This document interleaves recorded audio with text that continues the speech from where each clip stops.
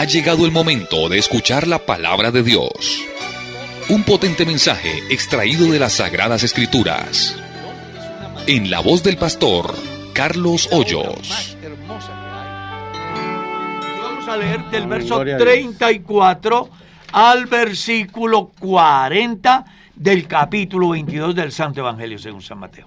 Amén, gloria a Dios.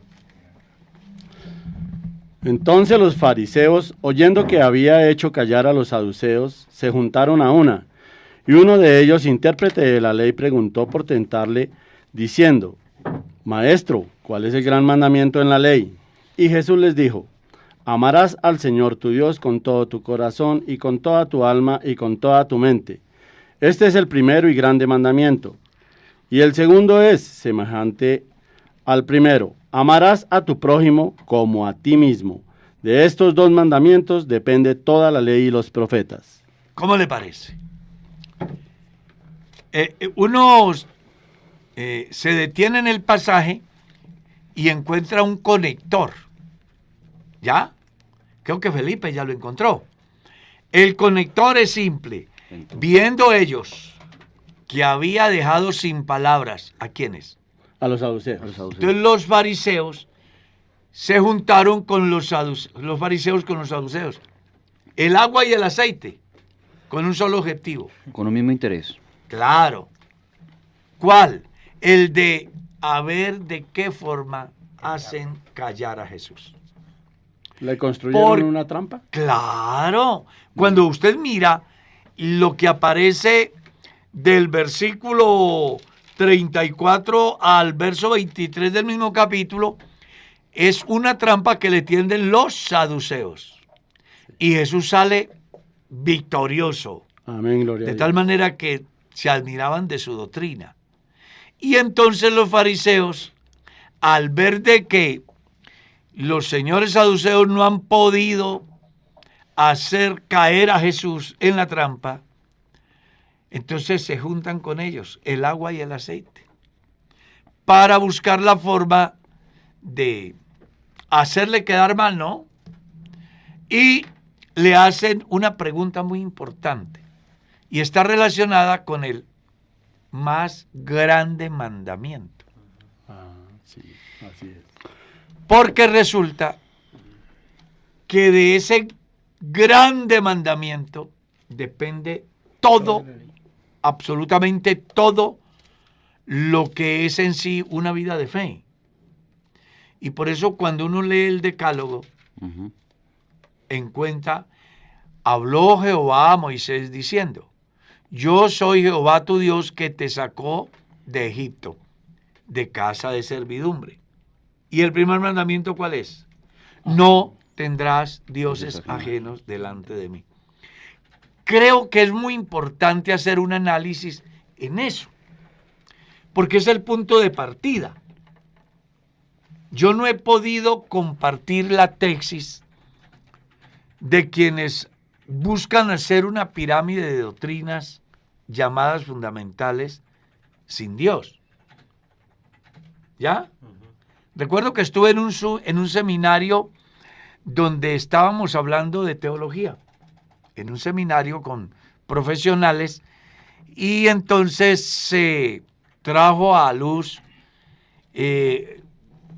cómo llevar a un feliz término la formación teológica del estudiantado en el campo teológico.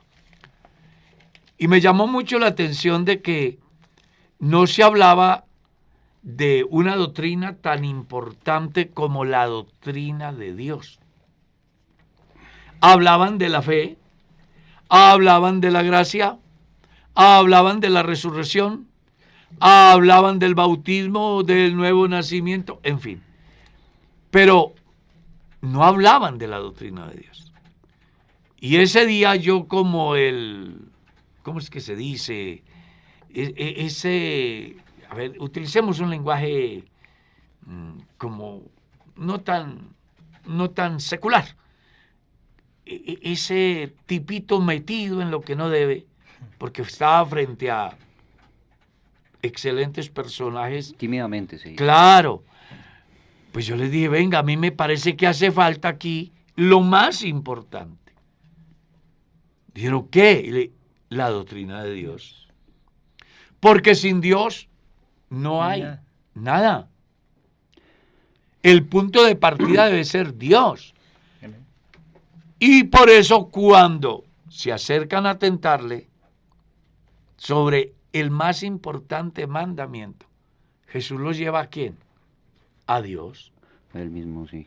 Que es que en el contexto histórico del pasaje cuando se da, en el momento, es impactante para quienes lo escuchan, ¿no? Y viene siendo impactante para quienes lo estudian en la línea del tiempo más adelante hasta llegar a Jesús y hasta hoy, ¿no?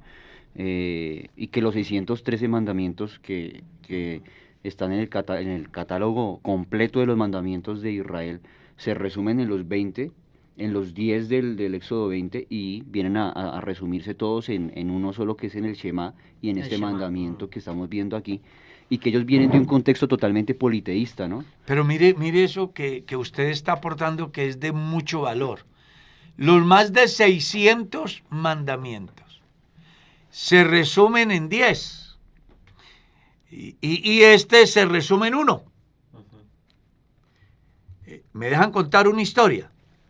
Sí, pastor. Se dice que un rey, después de haber ejercido su monarquía, presintió que ya le quedaba poco tiempo.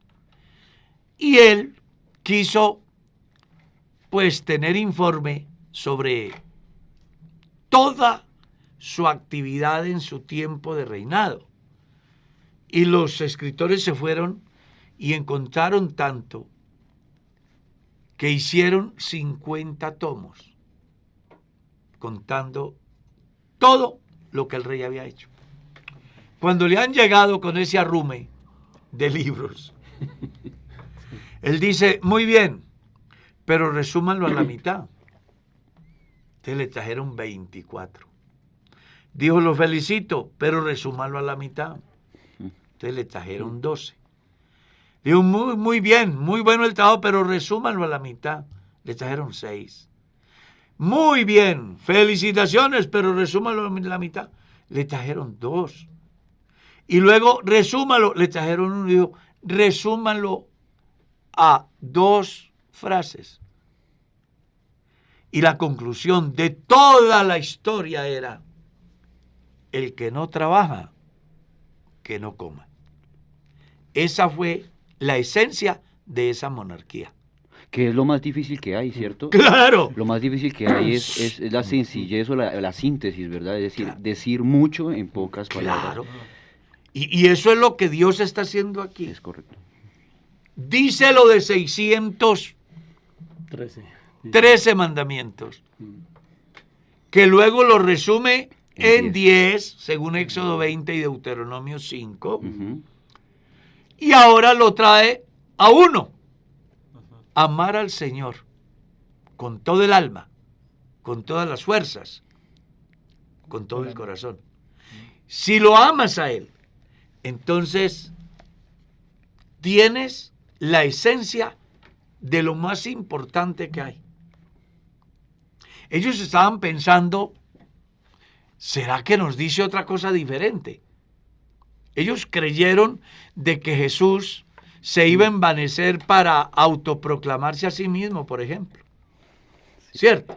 Es una manera de pensar aquí, porque ellos nunca pudieron aceptar quién era Jesús. Para ellos podía ser un maestro, podía ser uno de los profetas de los muchos. Sí. Podía ser, ¿por qué no?, un gran líder político. Pero ellos preferían realmente pensar primero que él estaba poseído por espíritu, y los capítulos anteriores de Don Claro. a asumir la verdad de que él era el yo soy. Es que para ellos el problema grave fue aceptar que Jesús fuera Dios. Y, hombre, uno se pone a mirar la historia y hasta le da razón a los fariseos. ¿Por qué? Porque recuerde que esa cultura es monoteísta. Y habían sido enseñados que no hay sino un solo Dios, que a ese Dios nadie le ha visto, y de repente aparece en el escenario un tipo, perdonen ese término, que en determinados momentos dice quién es él. Yo soy la luz, yo soy el pan vivo, yo soy el Padre. El que me ha visto a mí ha visto al Padre. Sí. Yo de Dios he salido. Y entonces... Claro, será un impacto para ellos. A ellos no les fue difícil aceptar de que Jesucristo fuera el hijo de José y María. Eso para ellos no era problema. Ellos lo aceptaban. Que fuera el hijo del carpintero, ¿ves? Que fuera un muchacho analfabeta, sí. Eso lo aceptaban todo. Ellos lo que no podían aceptar era que el hijo de José y María fuera Dios. Amén. Y usted recordará que incluso Jesús, en una enseñanza muy interesante relacionada con Juan el Bautista, que resulta que Juan está en la cárcel. Y bueno, déjeme pensar como Juan. Yo soy el precursor de la primera venida del Mesías. Yo bauticé a un tipo en el río Jordán, y a mí el que me mandó a bautizar me dijo que sobre quien viera descender el Espíritu Santo, ese era el Mesías. Y yo bauticé a ese tipo.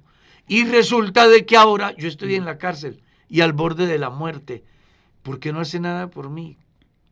¿Por qué estoy acá? Es una situación compleja. Sí, señor. A tal estado que llama a dos de sus discípulos y les dice, venga, vayan y pregúntele al que yo bauticé a ver si eso no es, porque parece que me equivoqué. Sí. ¿Cierto? Entonces ellos van y vea, Señor, que si tú eres el Cristo, el Mesías, o esperamos a otro. Entonces, ¿quién manda a decir eso? Juan mandó decir eso. A ver, dígale a Juan que los ciegos ven, los paralíticos caminan, los leprosos son limpios, los muertos resucitan, y a los pobres les es anunciado el evangelio. Se regresa a la embajada. Juan, escuche el mensaje de Jesús. Ah, no, entonces sí estoy en lo cierto. Me puedo morir tranquilo. Pero Jesús, punto seguido, dice algo muy importante.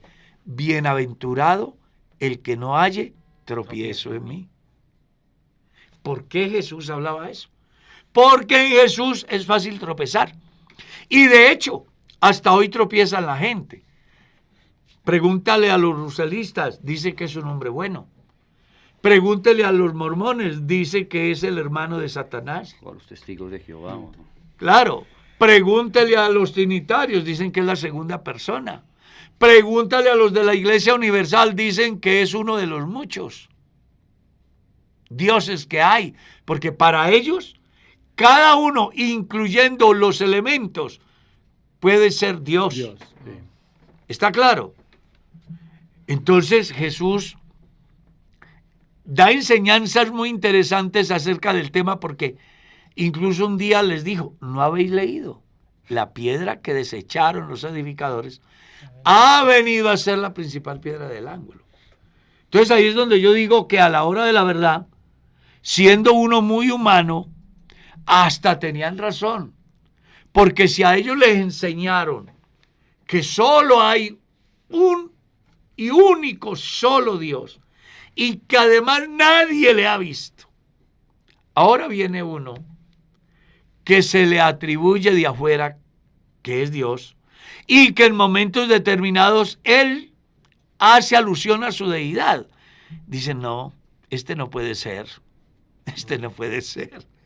Entonces, ellos vienen a preguntarle sobre cuál es el más grande mandamiento.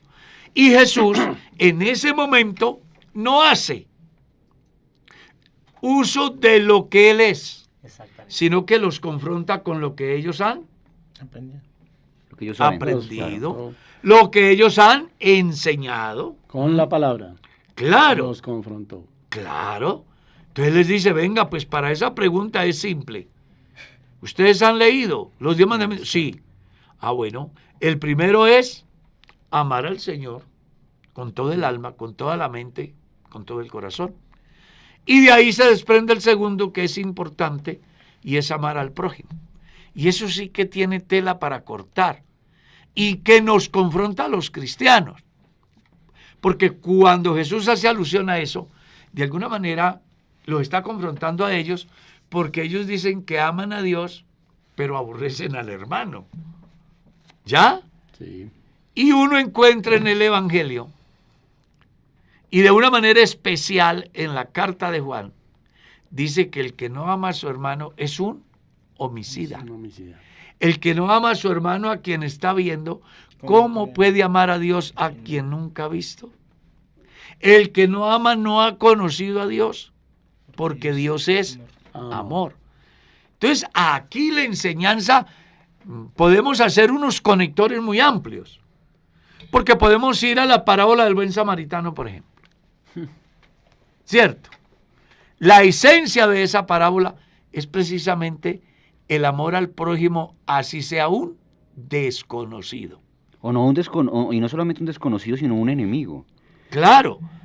Por eso, si usted mira la parábola del buen samaritano, usted se va a encontrar que la esencia de esa parábola es el prójimo.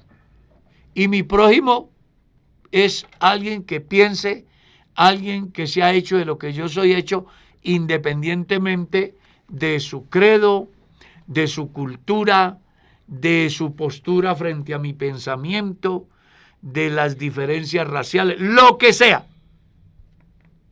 Y ahí es donde Dios nos confronta a nosotros hoy también. Porque cuando Él dice, el segundo es igualmente valioso, amar al prójimo como a sí mismo. Le está diciendo, ustedes dicen que aman a Dios por encima de todo y aman las tradiciones. Y en ese ir y venir descartan la esencia que es Dios y el prójimo. Ahí es, ese es el centro, esa es la esencia del primero y más grande mandamiento. Pastor, me gustaría... bueno, por ahí iba a decir algo. No, básicamente iba a decir es que le pone un parámetro a ese amor, porque no solamente le dice amarás estándar, al prójimo, sino como a ti mismo. Y eso es muy importante, porque pues pensaba yo que viendo que el Señor Jesús pone como un orden, ¿no? Amarás al Señor tu Dios, y en segundo lugar dice, el segundo es semejante, pero va de segundas, ¿no? Amar al prójimo como a ti mismo, y entender que si tú no amas primero al Señor con toda tu mente, con todo tu corazón y con todas tus fuerzas, como consecuencia de eso no podrías amarte a ti mismo primero, para sí mismo amar a otro como a ti mismo, porque hay personas que ni a sí mismos se aman. Y primero debe amarse a sí mismo para entonces sí ofrecer. Algunos han pensado que este sería un llamado como al egocentrismo, ¿no? Primero, porque si me tengo que amar a mí primero, pues todo en torno a mí, ¿no? Un narcisismo, pero realmente no, es desear para el otro de la misma forma como yo deseo para mí. Pero y fíjate, eso... Perdona, fíjate que cuando uno está, por ejemplo, en temas de primeros auxilios, a uno le enseñan algo similar. O sea, primero usted debe estar seguro para luego poder... Y cuando abordas el avión, en caso de que se acabe el oxígeno, ¿qué debes de hacer? Primero colócate la careta tú y después ayuda al otro. Hermano Carlos, sí. Y eso asociado a la salvación, primero debemos estar nosotros seguros en cuanto a la salvación. El Salmo 51 así lo dice, cuando me haya restaurado. Enseñaré entonces a los transgresores tus caminos. O sea, prestaré los primeros auxilios. Sí. Claro, es como... Es muy importante el punto de partida que plantea Felipe, porque él dice es como un egocentrismo. Alguien lo podría tomar así. Claro, pero resulta que no. Lo que Dios está diciendo es, hombre, hay que estar sano primero para sanar a los demás. Amén. Eso es lo que aquí se enseña. Y mire que Pablo no estaba lejos de ese pensamiento. Ten cuidado de ti. Igual que en la intercesión. Velad por vuestras propias almas, dice el Evangelio, ¿no? O sea, si algo debe preocuparle al ser humano, y hoy a cada persona, es tener en cuenta lo que Jesús dijo y valorar esa anécdota que se dio en Atenas, ¿no? No sé si ustedes habrán leído. Hay un terremoto impresionante y los edificios se derrumban. Pero llamó la atención de que todo el mundo sacaba el radio, sacaba la nevera, sacaba las cosas. Y dice que en medio de todo ese desorden salió un hombre haciéndose así, quitándose el polvo y todo eso. Dijo, no vas a sacar nada. Dijo, no, lo más importante soy yo. Ya lo saqué. Tremenda lección. Sí. Claro. Y mire lo que Felipe está diciendo. Hay gente que no se ama ni a sí Ni misma. así mismo. ¿Y cómo sabemos que una persona no se ama? Cuando hace las cosas que van en contra de su propia vida, de su propia salud, de su propia dignidad. Entonces pudiéramos decir que el 99.9 de los habitantes del mundo no se aman. ¿Por qué? Bueno, saben que consumir alcohol los destruye. Saben que consumir cigarrillo los destruye. Saben que prostituirse los destruye. Saben que volverse adictos a la pornografía Los deshumaniza. los todo. deshumaniza. Saben que volverse adictos a los alucinógenos. Mejor dicho, entonces uno dice, la gente no se ama. Es que la única manera de poder llegar a amarme a mí mismo es encontrarme con aquel que sí me ama a mí, ¿no? Claro. Por encima de lo que yo Porque soy, es amor. que es amor. Y me convoca Al amor. a amar al prójimo como a mí mismo. Y es interesante, porque casi siempre los enfermos buscan al médico, ¿verdad? Sí. ¿Y por qué lo buscan? Bueno, porque no quieren morirse, porque quieren estar bien, ¿verdad? Entonces dice Dios, hay que amar al prójimo como a sí mismo. Lo que yo no quiero para mí, no debo de desearlo para el otro. Porque la ley se resume en dos, en amar a Dios Y amar a prójimo. y amar al prójimo. Mm. Y una tesis muy interesante, ¿no? Todo lo que quiera que los hombres hagan contigo, Hazlo. eso haced vosotros con ellos. Y que la ley, ese mismo mandamiento lo ofrecía como en negativo, ¿no? Claro. Ahora Jesús lo ofrece en positivo, ¿no? Y no dejo yo de pensar, por ejemplo, en el capítulo 13 de Juan, cuando el Señor les deja claro a sus discípulos que ese amor hacia el prójimo es un claro signo y síntoma al mundo de que ellos son discípulos de Jesús, en que se aman unos a otros. Pero cambia el estándar. Ya no lo vas a amar como a ti mismo, porque, siendo sinceros y sacándolo de lo académico y el conocimiento de la ley, al ser humano le quedó grande eso, porque no logró llegar a amarse a sí mismo y por consiguiente no va a poder llegar a amar al prójimo como a sí mismo. Entonces el Señor Jesús les dice, ahora es amar al prójimo, pero como yo los he amado a ustedes. Claro. Y el estándar de Se la pone cumplimiento más se difícil. sube más, Sí. ¿sí? Pues coloca la vara arriba. Claro.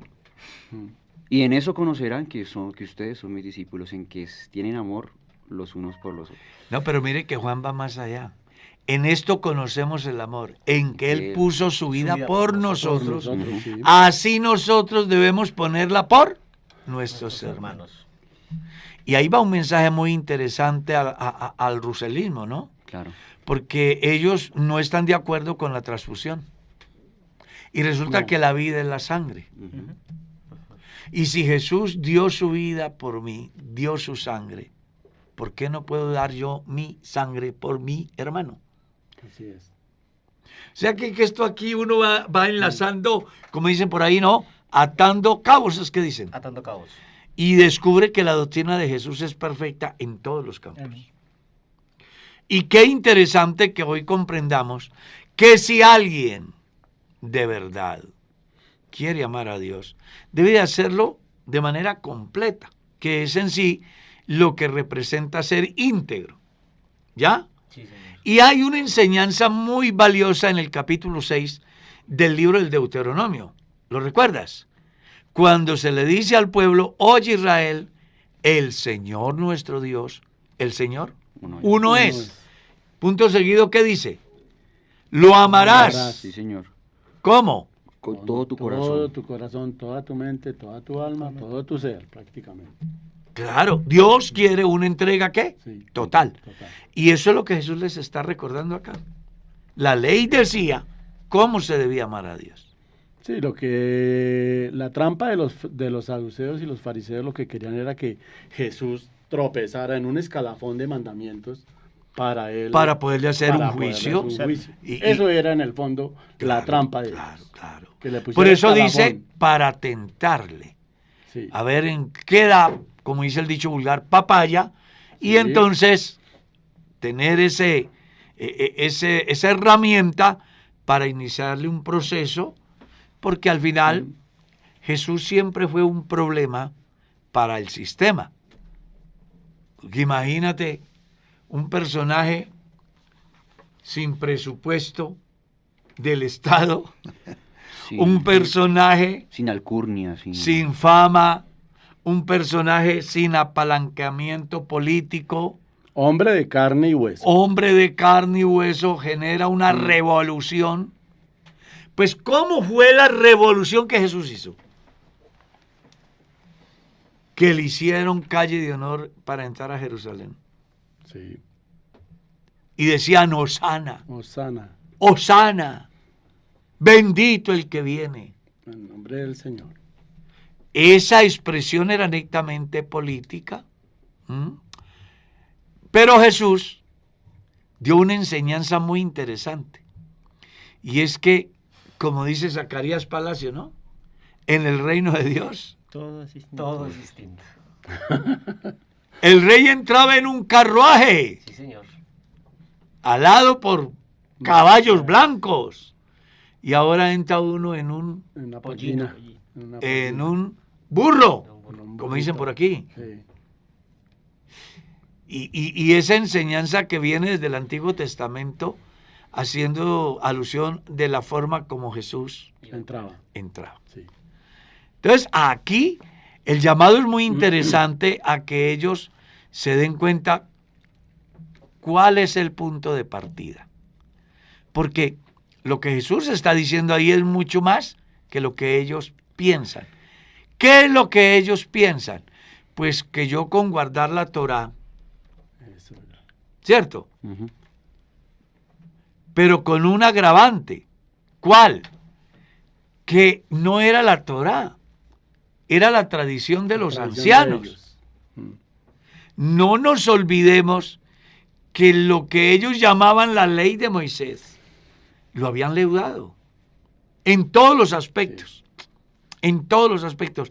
Le habían quitado la esencia a la ley para establecer los conceptos de ellos.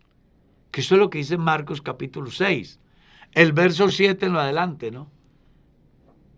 Bien profetizó de vosotros el profeta Isaías cuando dijo, este pueblo de labios me honra, pero el corazón, ¿qué? Está lejos, Está lejos de mí. Está lejos de mí. Sí. Llevando como doctrinas, ¿qué? Mandamientos de hombres. Mandamientos de No, hombres. y que de hecho cuando nosotros decimos que hay 613 mandamientos, es porque ellos le sumaron al catálogo completo de los mandamientos de hombres, específicamente, como lo dice Mandamientos de Jesús. hombres. Como el lavamiento Sí. de vasos, el lavamiento de manos, un sinnúmero de cosas impresionantes que ellos pensaron que eso hacía que la ley fuera más perfecta, ¿no? Pero Que es muy parecido a lo que sucede hoy. Nosotros nos inventamos una norma y otra norma. Para y estar otra, más lejos de Sí. de infringirla, ¿no? Pero- para estar más lejos de infringirla, pero lo que estamos es más lejos de la esencia. Es correcto. Porque al final resultamos más pendientes de la norma que de la esencia. Legalismo. Esencia sobre forma. Exacto. Se Exactamente. relega Exactamente. La esencia. la esencia por estar pendiente de la forma. No, y que, Tremendo, ¿no? y que particularmente Jesús les dice, ustedes atan cargas a los hombres Que ni ustedes que ni ustedes quieren moverlas. San con Mateo el dedo". 23. pero- En la cátedra de Moisés Se sientan. se sientan los escribas y los fariseos. Así que todo lo que les digan que hagan, háganlo, pero no como ellos. Sí. Porque ellos dicen, Y no Y hacen. no Y no hacen. atan cargas pesadas y difíciles de llevar y las ponen sobre los hombros de los hombres, pero ellos ni con un Con un dedo dedo. Sí. quieren moverlo. Pastor, a mí me estaba analizando algo muy, muy importante que pronto alguien nos puede estar escuchando y quiero comentarlo. Y es respecto a cómo toman esto la iglesia tradicional. Ellos han hecho una modificación muy interesante de los 10 mandamientos, ¿no? pero entre la modificación que han hecho este mandamiento de amar al Señor tu Dios con todo tu corazón, con toda tu mente, con todas tus fuerzas, con todo el ser del ser humano, ¿no? Ellos lo han cambiado por decir amar a Dios sobre todas las cosas, y aunque el sentido es ese, están obviando el hecho de que el ser humano está compuesto por esas cosas, y que es un sentimiento monoteísta completamente este mandamiento. Y en el ejercicio religioso, en el sentimiento religioso de ellos, que dicen ser monoteístas, no lo son. No lo es. Porque en su orden de divinidades, Dios está por debajo de todo lo demás que tienen ellos. Claro. Entonces, es como un llamado a la reflexión de decir, venga, de verdad yo sí amo a Dios sobre todas las cosas, de verdad si yo hago parte de lo que estamos hablando, ¿no? De la iglesia tradicional y todo eso, sí, esa es la esencia realmente o no. Me parece que es un análisis. Mire que escuchándole a usted viene a mi mente algo que estaba leyendo con relación al pensamiento real del monoteísmo, y es que hay dos maneras de verlo. Uno, cuando alcanza a tener el conocimiento del solo y único Dios, es decir, que no hay más. Que no hay más. Pero hay otros que son monoteístas y tienen un Dios entre los muchos dioses, y por eso se llaman monoteístas. La diferencia que hay entre los unos y los otros, y que pudiéramos decir entre ellos y nosotros, es que para nosotros Él es no único. hay. Él es único. Exactamente. Para otros que dicen creer en un solo Dios, la verdad es que es uno entre los muchos. Entre los muchos. Para nosotros no es así. Sí, es que se les olvida que el mismo Dios del Antiguo Testamento, que es el mismo del Nuevo Testamento, dijo, no hay Dios fuera de mí, no hay ni semejante, No hay que no hay ni fuerte. parecido, no hay. No conozco a ninguno. Se les Isaías olvida. 44:8. Sí. Justamente, 43. justamente anoche estábamos compartiendo en la clase de discipulado, Sí. y estábamos viendo, por ejemplo, el término Elohim que algunas versiones usan, algunas versiones de la Biblia para hablar de Dios, y que algunos lo han tomado justamente como un plural en todo su sentido, ¿no? Y que es un plural, pero en la estructura etimológica, pero Es en un esencia... plural en su expresión. Sí, señor. Así lo reconoce el doctor Scofield. Scofield. Es un plural en su expresión, pero Pero un es un singular singular en su en su- contenido. Claro, cuando se habla Y de Dios, por eso es que el verso 26 y verso 27, en el verso 26 de Génesis 1, es un plural en su expresión. Ujú. En el verso 27 es un singular en su contenido. Y hizo Dios. Muy interesante. No, y así lo entienden ellos en el Shema, ¿no? sí, porque es que siempre que se utiliza, y ellos utilizan, y en muchas Biblias, inclusive en esta que yo uso, que utilizan Elohim por todos lados, cuando se habla de Dios, es singular, es uno y único. Nunca lo utilizan. Pues la enseñanza fue esa: yo Jehová, y fuera de mí. No hay quien Sí. sabe. Mirad a mí, sé salvos todos Sí. los términos de la tierra, porque yo soy Dios. No se los hice saber, y luego vosotros sois mis testigos, dice Jehová, Sí. que no hay Dios sino yo. No hay fuerte. No conozco a ninguno. Yo Jehová, este es mi nombre, y a otro no daré mi gloria. Bueno, Carlos, y Sí. si no lo conoce Jehová. ¿Ah? Y si no lo conoce él, ¿quién más lo...? ¿Sí? Pues claro. Que lo conoce todo. Entonces es muy importante la forma como el Señor Jesús los confronta. Entonces, maestro, ¿cuál es el gran mandamiento en la ley? Jesús les dijo: amarás al Señor tu Dios con todo tu corazón, con toda tu alma y con toda tu mente. Este es el primero y grande mandamiento.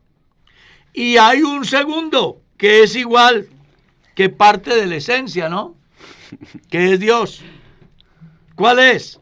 Amarás a tu prójimo como a ti mismo. Y vea que me parece jocoso el hecho de que el Señor le responda tan completo y En tan pocas palabras. Sí, y dentro de la respuesta les incluya el segundo mandamiento, siendo consciente de lo que está pasando en ese momento, que los fariseos y los saduceos no se quieren. Sin embargo, se están uniendo ellos en ese momento con un mismo objetivo. El Señor les está diciendo, este es Sí, el primer eso- mandamiento, y este también es el segundo. Sí. Y ustedes ni entre ustedes mismos se aman. Es algo así como... Hay lo una que- rivalidad, Claro, pues lo está sí. confrontando. Es que solo basta con leer, por ejemplo, el caso de Isaías 58, hablando acerca del verdadero ayuno, ¿no? Ujú. Dice, vea, ustedes ayunan hasta para violentar al prójimo. Sí, señor, eso les dice. Por eso es que les habla aquí tan... Y que hay una coyuntura muy importante, porque antes fueron los saduceos, y ahora le hacen minga a los fariseos con los saduceos, y se ponen de acuerdo el agua y el aceite cuando nunca han sido. Ajá. Y es lo que dice Y Salmos entonces Jesús, prácticamente. claro, Jesús le está diciendo, venga, hay que amar al prójimo, y ustedes se odian por un concepto religioso. Es que resulta que la religión ha producido más muerte Más división. que las 3 guerras mundiales, o las 2 guerras mundiales que se han dado. Más muerte. Porque la gente, en aras de defender un credo, es capaz de matar. Es capaz de matar. Y se les olvida que de por medio está el amor al prójimo. Bueno, Carlos. ¿Cómo así? Mismo. Mismo. Sí, señor. Y una reflexión para nosotros que presentamos el Evangelio y compartimos el Evangelio con las personas que están a nuestro alrededor. Es común que nosotros nos encontremos con personas que tienen conocimiento totalmente distinto, una creencia totalmente distinto, y depende de nosotros la forma en cómo le presentemos a Dios. Muchas personas, cuando escuchan hablar de religión, cuando escuchan hablar de Biblia, de una vez dicen, no, yo soy X, yo tengo tal creencia, a mí no me vaya a hablar de eso. Y si uno no está bien ubicadito, termina uno también reaccionando y no haciendo uso de este segundo mandamiento, porque llevándole un mensaje de salvación, Está causándole en vez de daño. hacerlo con amor, termina haciéndole daño. Creo que eso también es bien interesante porque hay que saber presentar el Evangelio. Amén. Sí. Y presentarlo de manera objetiva, no impositiva. Ujú. Eso es muy importante. Que precisamente grandes persecuciones se han dado contra los cristianos, no por el Evangelio, sino por la forma como yo lo presento. Sí. Ujú. No, pues si le pasa a uno con la misma familia. Claro. Con la misma familia Entonces, cuando- a mí me encanta el mensaje de Jesús, que a diferencia de la ley, es una oferta. El hombre escucha y decide. Ujú. La ley no era una oferta, era una imposición. Obligación. ¿Lo haces o te te mueres. mueres? Es una imposición con castigo. Te mueres. Tremendo, ¿no? Sí. En cambio Jesús lanza su tesis y les dice, si alguno quiere, yo estoy a la puerta y llamo, si me abren bien, si no, pues el que se la pierde es usted. Es precioso mirar la forma como Jesús plantea su tesis. Por eso no es cierto lo que algunos dicen, que en la iglesia obliga. No, en la iglesia no se obliga a nadie. La iglesia se enseña el Evangelio. Las personas lo escuchan y se aman a Dios sobre todas las cosas y al prójimo como a sí mismo. Entonces dicen, ¿me matriculo en esta escuela? Lo entenderán muy bien. Sí. Claro. Se requiere ese pequeño grado de conocimiento para poder pues tomar una buena decisión, como Jesús ya lo ha dicho. Si alguno quiere. ¿Ya? Y mire, y el verso 40 dice, No, el de estos 40 dos mandamientos depende toda la ley. Con el 40 sí los mandó a pensar. Claro. Pero a pensar. No, pues es en que grande. ahí le resumió Es todo correcto. el Antiguo Testamento. Ahí ya los 613 los envolvió. Ya, Y las tradiciones de ellos. todo. No, es que los 613 mandamientos que tiene el Antiguo Testamento, pues muchos fueron inventados por los hombres. Sí. ¿Está claro? Sí, señor. Aparecen en la Biblia, pero no fueron dados por Dios, porque el decálogo fue Sí, es lo que correcto. Dios dio. De ahí para allá, que pongámosle aquí, Sí. que pongámosle allá, que hagamos esto, que hagamos lo otro, que nos queda mejor así, fue surgiendo en el campo exegético de la interpretación de la ley, a través de la cual ellos buscaban la perfección. Aunque bien intencionada, buscando que el hombre no infringiera la ley, resultaron infringiéndola. Claro. Es que inclusive cuando uno mira Las variantes de Dios en sus diferentes expresiones son el resultado de cuidar la esencia del nombre de Dios. Hubo 1300 años en los cuales el nombre del impronunciable no se pronunció. Sí, señor. Y todo por temor a no tomar el nombre del Señor en vano. Entonces surgieron cualquier cantidad de nombres para referirse a Dios, partiendo de un evento que se da, que ellos se lo atribuyen a Dios, pero que no quieren decir el nombre del impronunciable. Es que es muy complejo. Sí. ¿Cómo será?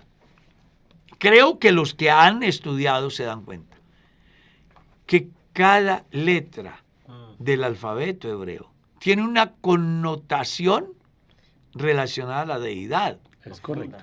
Así Es bien interesante Así es. todo eso.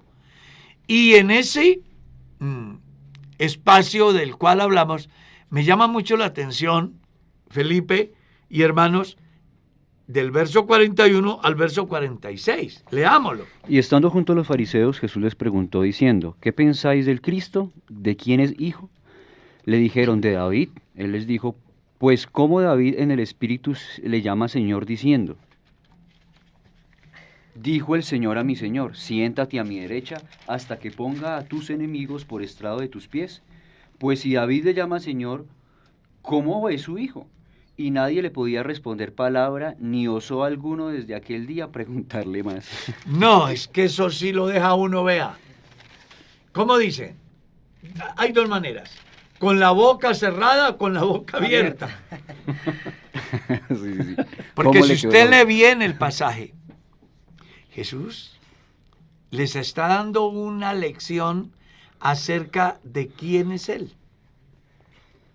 A tal estado que los lleva al Salmo 110, ¿no? Ujú, sí, señor. Dijo el Señor a mi Dijo el Señor, a mi Señor. siéntate a mi diestra hasta que ponga a sus enemigos por Por estrado estrado. de sus pies. Todos los dualistas dicen que el Señor, a mi Señor, es el Padre y es el Hijo. Ujú. Y aquí Jesús dice, no, Señor,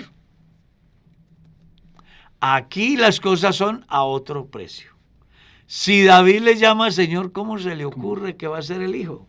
Es correcto. Eso es. Yo soy el Señor del Señor. Eso es lo que le está diciendo. Sí, Es lo que le está diciendo. pero no lo entendieron. No lo entendieron. No lo entendieron. Yo soy el Señor del Señor. Y por eso es que tiene mucho sentido lo que Pablo escribe en la carta a los romanos, cuando dice, ante mí se doblará ¿qué? Toda rodilla. Toda rodilla. De lo que están. De lo que está en el cielo, en la tierra y en las aguas debajo de la tierra. Oiga eso. Y lo que Pablo ratifica en la carta a los Colosenses, ¿no? Cuando él dice, destaca las cualidades, virtudes de Jesús. Dice, en él estamos completos, Y en él habita corporalmente todo. porque él es la cabeza, De todo principado. de todo. Sí. porque en él, por él y para él. Y en él. Sí. Porque en él habita corporalmente toda. la plenitud. O sea, de que si existiera un Padre y un Espíritu diferente al Hijo que se llama Jesús, se quedarían sin deidad. Totalmente. Sí. ¿Está claro? Sí, señor. Y si ante Jesús se dobla toda rodilla y existiera Padre y Espíritu, Tendrían les tocaría de doblarse doblegarse ante ante Él. Sí. Eso viene a mi mente esa anécdota que alguna vez conté. Estaba en el salón de predicación y han llegado dos tipos muy elegantes. Estaba en ardor el proceso de paz en el Caguán. Y eran dos destacados personajes de otras comunidades cristianas y vienen y me dicen, al ver el escenario que pues era bien aparente y además grande, me dicen, venga, necesitamos hablar con el pastor y a sus órdenes. Lo que pasa es que estamos en un proyecto para que a partir de la iglesia participemos en el proceso de paz que ha iniciado el presidente Pastrana. Y entrando viendo esta iglesia, nos pareció bien hablar con usted a ver si quiere vincularse. Yo comencé a escucharlos. De repente uno pregunta y dice, venga, disculpe, ¿esta iglesia qué iglesia es? Yo todavía no había puesto el aviso. Si hubiera puesto el aviso no entran. Dije, esta es la Iglesia Pentecostal Unida de Colombia. Digo, ustedes son los huérfanos. Ustedes son los que no tienen padre. Y comenzó a hablar y hablar. Y yo, pues, callado, escuchándolo, hable y hable. De repente el otro que va con él le dice, venga, pero es que ellos no están tan mal. ¿Cómo así? No, es que ellos tienen al Hijo. Y la Biblia dice que el que tiene al Hijo tiene al Padre. Lo tienen todo. Y el que tiene al Hijo tiene vida eterna. Claro, es que tener al Hijo es tener al Padre. Porque el Hijo es el Padre. Porque el Señor es el Señor del Señor, soberano del tiempo en el que se da el Salmo 110. Sí. ¿Sabe qué es lo que Jesús está diciendo ahí? Vea, antes que David fuera, yo soy. Yo soy. Eso es lo que Jesús está diciendo. No, porque ellos reconocen, tú eres el hijo de David. Si David le llamó Señor, ¿cómo puede ser su hijo? Olvídalo. Yo soy antes que David. Eso es lo que le está diciendo. No, y David para ellos era... No, pues lo más... Estamos en el contexto... Era, es. Imagínate, estamos en el contexto de Mateo donde se está mostrando al Señor Jesús como rey. Y el rey para ellos más prominente de toda su línea monárquica era David. Y que Jesús se pare y les diga, es que yo soy el Señor de David. No, eso fue una... Un cachetadón. Impresionante. ¿Alguien quiere entender el Salmo 110? El Señor es el rey David. Y el Señor del Señor David es Jesús. Es Jesús. Y ya porque antes, esto es lo que estamos leyendo claro, aquí. Y ya antes los había confrontado casi de la misma forma, pero ya no Abraham. con David, sino con Abraham. Con Abraham. En San Juan, capítulo Antes que Abraham. 8 no es. 8:58. Claro. Ahí donde aparece, donde Jesús les dice, vea, antes que Abraham fuese, Yo soy. yo soy. Y que ese Se le fue término al yo principio. soy para ellos No. les explotaba la cabeza. El eterno presente, Sí, señor. el cual solo se halla en Dios. En Dios. Todos los seres humanos nacemos, crecemos, nos envejecemos y morimos. Pero Él es el mismo ayer, hoy y por los siglos. Y por eso aparece tantas veces ese término yo soy, presente. Para decir quién es Jesús.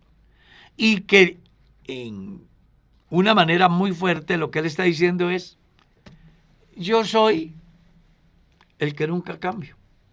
Yo soy el pasado y el futuro en un eterno presente. El que era, el que es y el que ha de venir. Esto es demasiado maravilloso. Yo creo que ahí sí vale la pena ponernos de acuerdo con el escritor consagrado. Ahora mis ojos te ven. Es maravilloso, como también que el tiempo se fue. Ese es el...